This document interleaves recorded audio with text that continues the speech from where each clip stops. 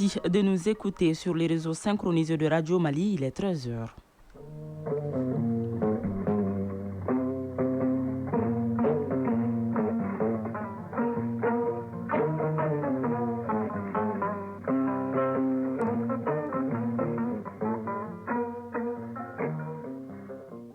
Le journal Barakissa Ouattara.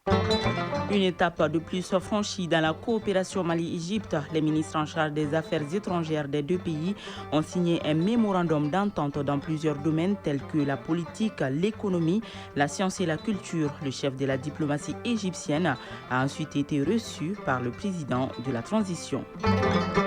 Réparation coloniale, Bamako a abrité la 3e édition du forum à la une sous les thèmes crimes coloniaux, l'ère des compensations a sonné. Les initiateurs visent ainsi une éveil de conscience sur la réparation des crimes commis durant la colonisation européenne en Afrique. En sport, la capitale ivoirienne s'apprête à accueillir l'Afro-Basket 2025 qui se jouera du 26 juillet au 3 août 2025.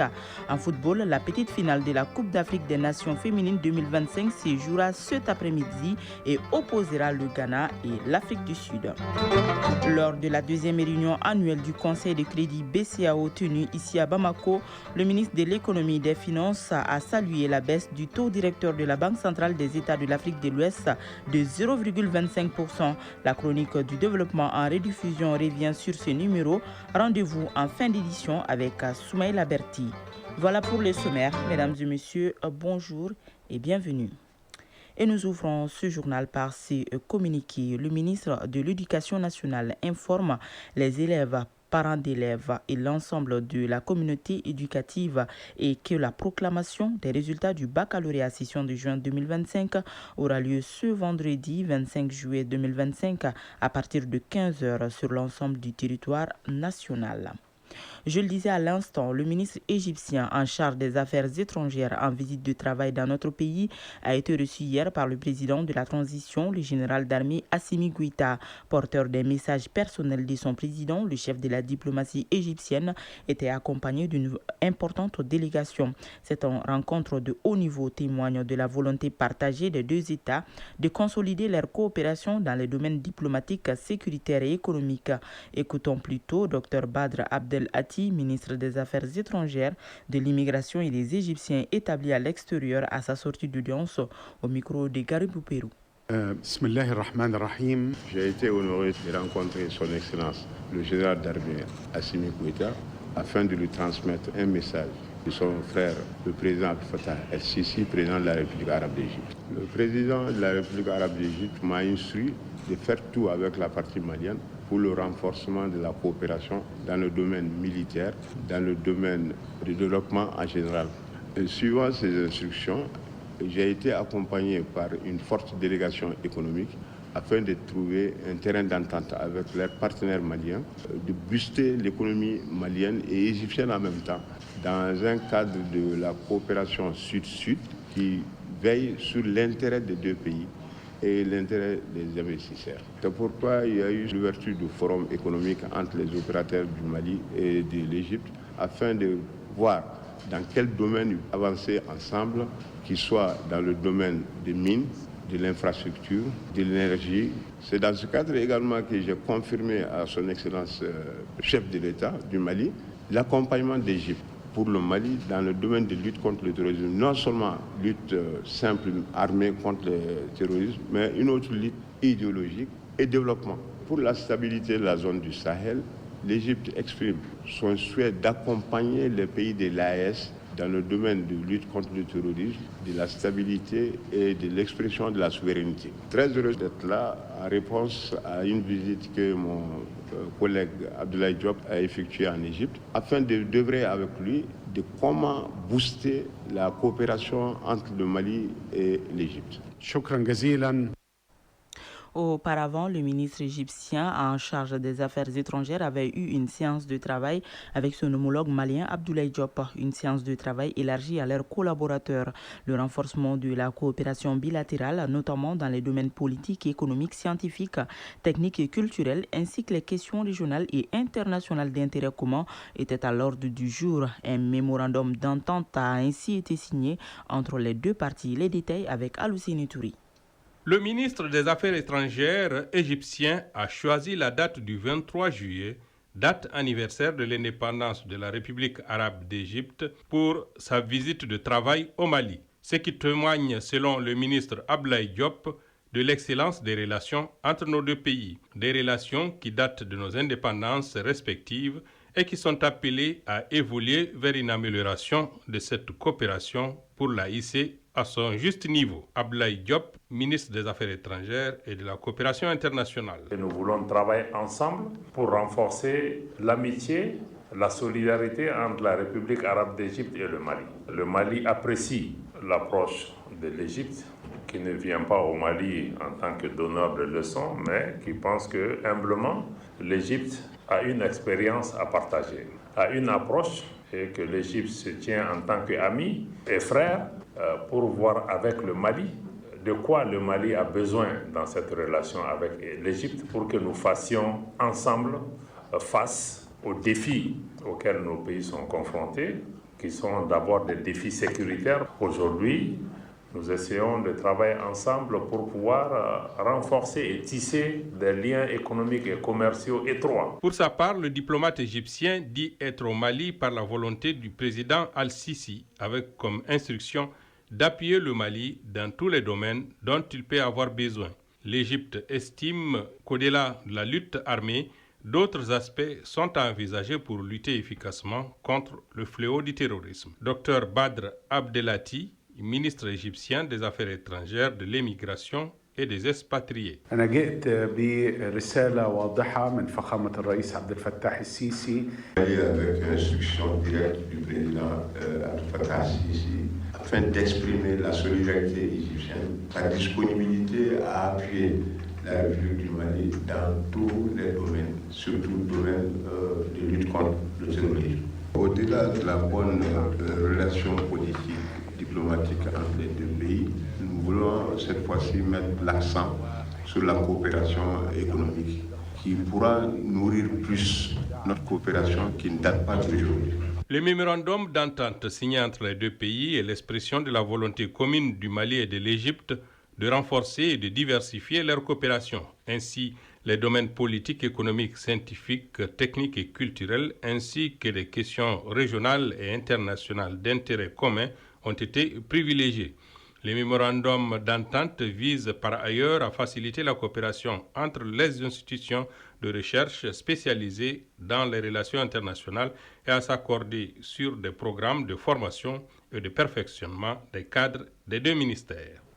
Les acteurs du secteur halieutique étaient réunis hier à Bamako dans le cadre du comité de concertation et du suivi du projet PAFA, un programme d'appui à la pêche artisanale financé par l'Union européenne. La rencontre visait à mettre en lumière les tenants et les aboutissants du dit projet et favoriser la concertation entre les parties prenantes. Le compte-rendu de Maïmouna Guindou. Dans les eaux du fleuve Niger, chaque jour, des milliers de pêcheurs jettent leurs filets à la recherche du poisson ou autres produits dérivés de la pêche pour subvenir à leurs besoins. Pour ce faire, ils utilisent souvent des moyens limités, voire rudimentaires, car ils ont peu d'accompagnement. Mais grâce au projet d'appui à la filière halieutique PAFA, les lignes bougent. Et c'est pourquoi les résultats du programme ont été présentés lors d'une rencontre du comité de concertation et de suivi. Abdoulaye Kabdaogo, chargé de programme à l'Union européenne. Le PAFA a été décidé conjointement avec le gouvernement du Mali et sa mise en œuvre a été octroyée à l'agence la coopération belge Enabel. Malgré un contexte sécuritaire difficile, le projet n'a cessé durant toute sa durée de mise en œuvre d'accumuler donc de bons résultats. On peut citer que l'appui à la cogestion a été un véritable succès. Yacouba Diallo, gestionnaire d'intervention du projet PAFA. On a contribué à diminuer, les conflits dans l'exploitation des ressources halieutiques en élaborant et en faisant adopter des conventions locales de gestion des pêcheries. Au-delà des retards dans la mise en œuvre complète des activités, les résultats du projet PAFA sont aujourd'hui visibles sur le terrain. Madi Mantene Keita, secrétaire général du ministère de l'élevage et de la pêche. Le PAFA, qui devait clôturer au mois de décembre 2024, a eu rallonge de 9 mois suite à un avenant signé entre l'Union européenne et le gouvernement du Mali Le PAFA visait comme objectif de contribuer à la réduction de l'insécurité alimentaire et nutritionnelle dans notre pays. Avec la présentation de ses premiers résultats, le projet PAFA pose les jalons d'une filière halieutique mieux structurée, notamment dans 2 bassins de production halieutique, Mopti et Ségou. À présent, les nouvelles à l'international. Le président de l'Assemblée nationale vietnamienne a achevé hier une visite officielle de 3 jours au Sénégal, visite lors de laquelle il a signé 3 accords avec ses homologues sénégalais, renforçant ainsi la coopération bilatérale dans plusieurs domaines, notamment la diplomatie, l'économie et l'agriculture. En effet, les échanges commerciaux entre le Sénégal et le Vietnam ont dépassé 100 millions de dollars, soit 60 milliards de francs CFA en 2023, marquant ainsi une étape importante dans leur partenariat. En RDC, le procès de l'ex-président Joseph Kabila s'ouvre aujourd'hui devant la haute cour militaire pour plusieurs chefs d'accusation. L'ancien chef de l'État, dont les immunités avaient été levées par les sénateurs en mai dernier, il est accusé de participation à un mouvement insurrectionnel, crime contre la paix, homicide intentionnel par balle, trahison, entre autres, dans la ville de Goma. Joseph Kabila sera très probablement absent à l'audience. Cela fait plus de 2 ans qu'il est en exil, même s'il s'est rendu dernièrement à Goma où il a passé plusieurs semaines. La Cour pénale internationale à La Haye aux Pays-Bas a finalement rendu hier son verdict dans le procès des 2 chefs miliciens anti-Balaka de Centrafrique. Après plus de 4 ans de procès, Alfred Yekatom est condamné à 15 ans de prison ferme et son co-accusé, Patrice Edouard Ngaïsona, à 12 ans. Ils sont respectivement reconnus coupables de 20 et de 28 chefs d'accusation, dont des crimes de guerre et des crimes contre l'humanité commis entre septembre 2013 et février 2014. La France va reconnaître l'État de Palestine en septembre prochain. Cet acte aura lieu lors de l'Assemblée générale des Nations unies. C'est ce qu'a annoncé le président français Emmanuel Macron sur son compte X. Pour justifier cette décision, le chef de l'État a évoqué l'engagement historique de la France pour une paix juste et durable au Proche-Orient.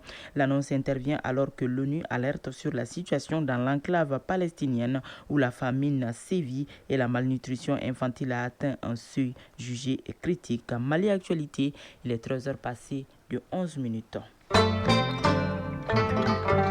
Retour à l'actualité nationale. Yuri Communication, en partenariat avec Africa Télévision, a organisé la 3e édition du forum à la une.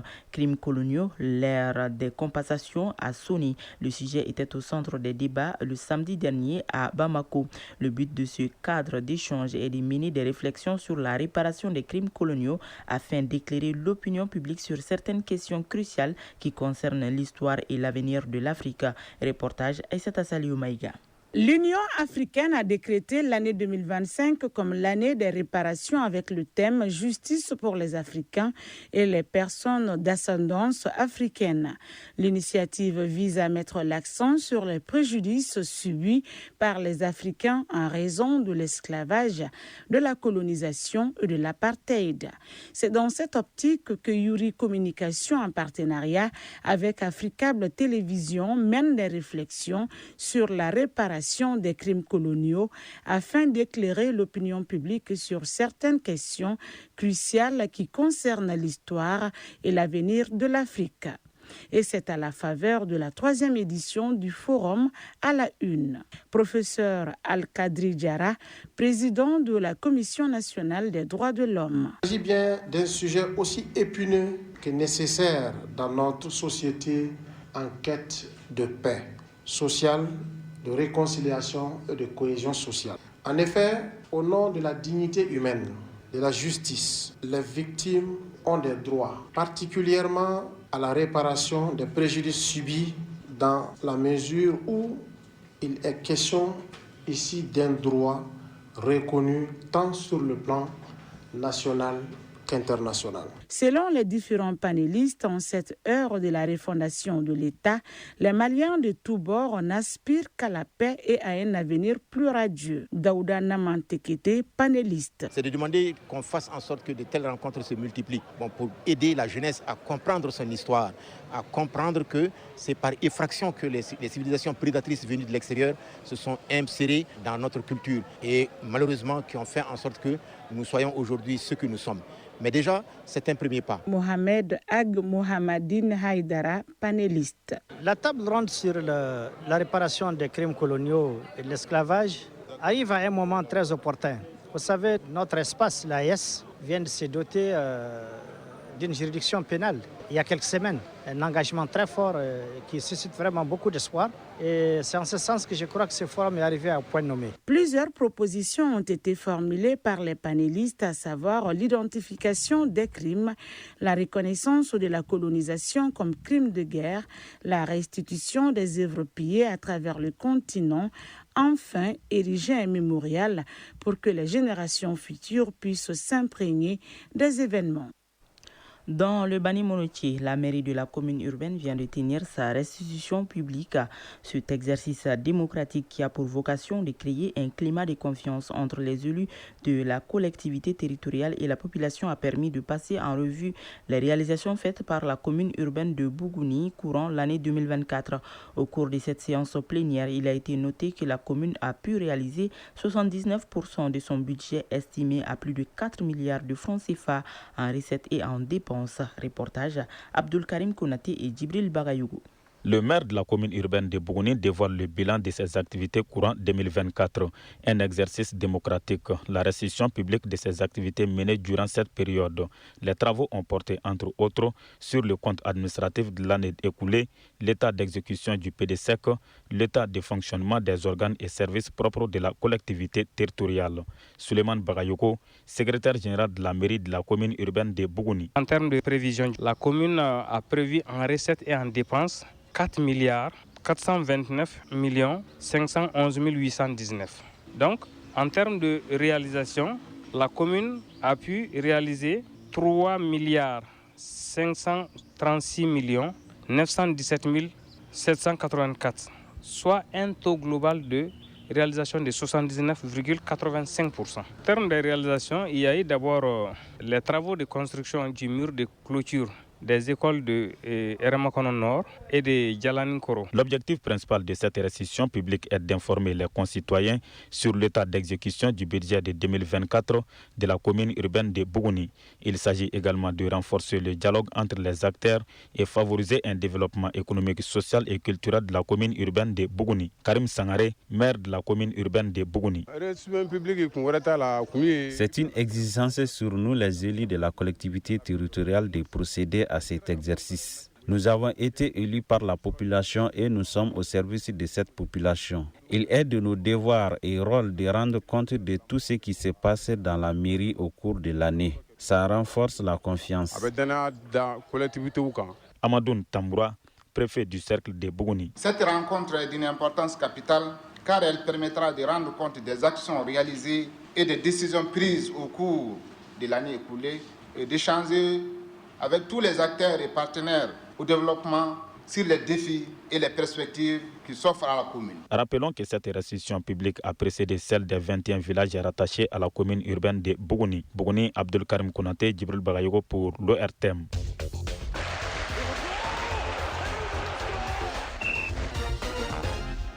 Ainsi s'ouvre la page sport que nous ouvrons avec l'Afro-Basket 2025. Abidjan, la capitale de la Côte d'Ivoire, s'apprête à accueillir la compétition qui se jouera du 26 juillet au 3 août 2025.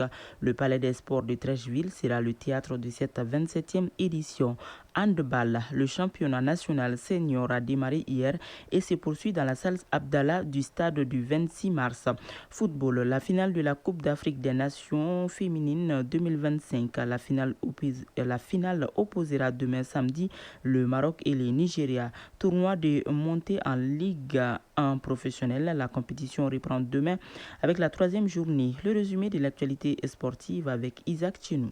Football, tournoi de montée en Ligue 1 professionnelle. La compétition reprend ses droits cet après-midi avec la 3e journée. Dans la poule A, au stade Mamadou Konaté, le Balanzan de Ségou sera face à TFC de Tombouctou. Entre-temps, au stade Ouazin Koulibaly, LUD jouera contre ATS de Kourou.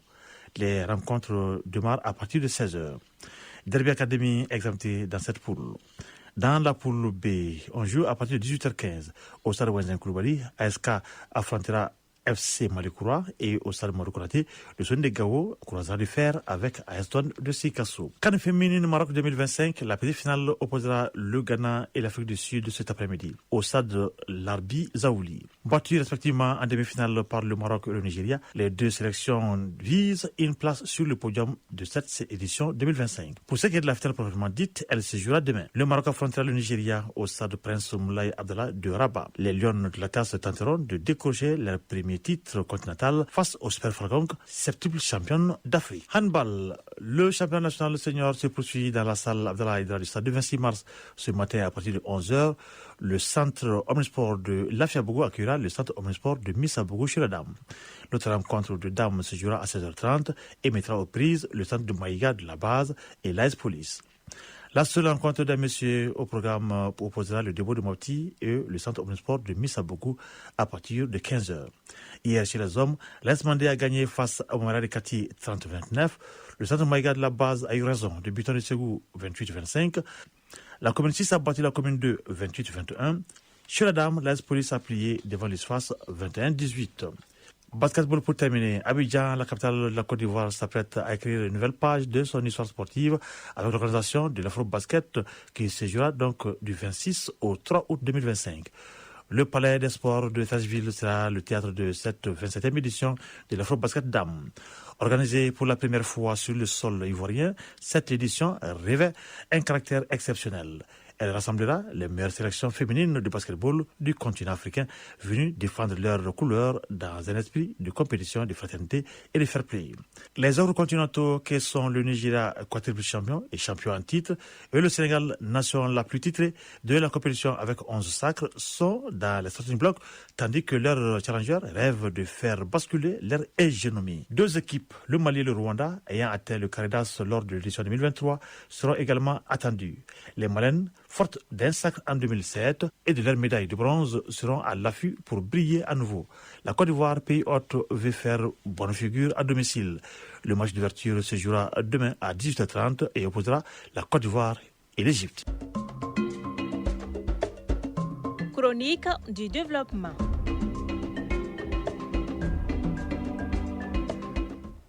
En rediffusion, la chronique du développement revient sur la baisse du taux directeur de la Banque centrale des États de l'Afrique de l'Ouest, BCAO, une baisse de 0,25% décidée en juin dernier. Cette mesure a été saluée par le ministre de l'Économie et des Finances lors de la deuxième réunion annuelle du Conseil de crédit BCAO tenu ici à Bamako mercredi dernier. Voyons avec Soumaïla Berti et Marc Damélé ce que dit cette mesure et ses répercussions sur le marché financier de notre zone monétaire. Les taux directeurs et les taux d'intérêt auxquels la Banque centrale prête l'argent aux banques commerciales. Dans la zone IMOA, c'est la Banque centrale des États de l'Afrique de l'Ouest, BCAO, qui joue ce rôle. Pour mieux comprendre ce mécanisme et ses implications sur les marchés interbancaires, voici les explications de Modibo Mahamadou, économiste. Le taux directeur est le principal outil conventionnel de la politique monétaire. C'est-à-dire que quand la Banque centrale des États de l'Afrique de l'Ouest a baissé son taux directeur de 3,5% à 3,25%. Ce taux directeur ou taux d'intérêt de base permet à la Banque centrale non seulement de fixer la tendance pour les marchés des taux d'intérêt, mais c'est le taux d'intérêt principal auquel la Banque centrale prête aux banques commerciales. Donc, ça permet de réguler le marché interbancaire, mais ça permet aux banques commerciales de fixer les taux d'intérêt auxquels elles prêtent aux ménages et aux entreprises par la suite. La baisse du taux directeur de la BCAO va donc impacter de façon perspective les coûts des crédits au niveau des banques commerciales de la zone IMOA et par ricochet celui des produits pour les ménages. Le taux directeur est un outil conventionnel vraiment très suivi par les médias, mais aussi par le grand public, parce que évidemment ça affecte le coût du crédit quand la Banque centrale veut influer sur l'activité économique, c'est-à-dire quand l'inflation est trop forte ou elle augmente son taux directeur et les taux d'intérêt des banques commerciales augmentent aussi, ce qui fait augmenter le coût du crédit pour les ménages et les entreprises. Et ce qui fait que les entreprises, quand le coût du crédit augmente et les ménages vont moins consommer de crédit et donc vont moins investir et cela va ralentir l'activité économique et faire baisser les prix. Au-delà de sa fonction de régulation des marchés interbancaires, le taux directeur accorde des facilités aux banques commerciales dans le cadre des opérations de refinancement. Modibo Maouma Kalou. Le taux directeur est l'un des principaux canaux de transmission de la politique monétaire pour sa mise en œuvre qui est faite par la Banque centrale. Par exemple, quand une banque commerciale a besoin de gérer sa trésorerie en se finançant soit en plaçant ses liquidités excédentaires, cette banque peut s'adresser soit à la Banque centrale, soit à ses collègues banques commerciales sur le marché interbancaire. Et ainsi, vous avez certaines facilités pour une semaine pour se refinancer. Les principales opérations de refinancement des banques centrales permettent d'emprunter non seulement des liquidités auprès de la Banque centrale pour une semaine au niveau du taux directeur normal, mais aussi pour des besoins plus urgents pour 24 heures, il y a aussi ce qu'on appelle une facilité de prêt marginal et aussi pour les banques qui disposent d'un excédent de liquidité, elles peuvent déposer aussi pour 24 heures auprès de la Banque centrale qui les rémunérera au taux de facilité de dépôt et tout cela est influencé par le taux directeur fixé par la Banque centrale. Les taux directeurs varient selon les banques centrales et les zones bancaires. En Afrique de l'Ouest, par exemple, la zone IMOA a les taux les plus bas avec 3,25% et le Ghana les plus élevés avec 28%. À retrouver donc cette édition sur nos plateformes digitales. C'est ce qui met fin à cette édition également. Une présentation de Barakissa Ouattara. Elle a été réalisée par Lala Dambélé et Awa Traoré sous la coordination de Brahma Traoré. La mise en onde est assurée par Bintou Traoré. À la mise en ligne, Badi Touré. Merci à vous de l'avoir suivi.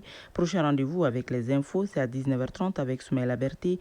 D'ici là, juste après ce journal, vous pourrez suivre les avis et communiquer avec Foussini Djira. Bonne suite de programme.